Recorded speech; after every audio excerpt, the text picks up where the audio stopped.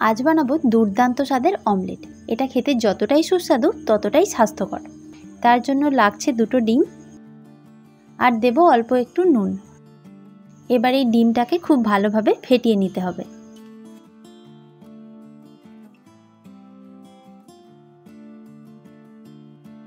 এরপর কড়াই গরম করে দিয়ে দিচ্ছি একটু বাটার। লো ফ্লেমে বাটারটা গলে যাওয়া পর্যন্ত অপেক্ষা করব। এরপর ফেটিয়ে রাখা ডিমটা দিয়ে দিলাম। এই সময় গ্যাসের ফ্লেমটা একদম লোতে রাখবেন। এবার দিচ্ছি একটু পেঁয়াজ আর একটু টমেটো। এই সব কিছুকেই আমি খুব ছোট ছোট করে কুচিয়ে নিয়েছি।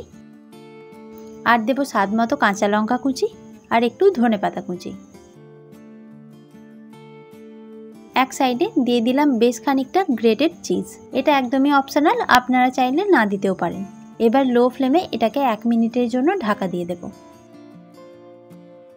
ঢাকা খুলে এটাকে খুব সাবধানে উল্টে দিতে হবে। এবার লো টু মিডিয়াম ফ্লেমে ভালোভাবে উল্টে পাল্টে ভেজে নিন। তাড়াহুড়ো করবেন না, সেক্ষেত্রে ডিমের মাঝখানটা কাঁচা থেকে যেতে পারে।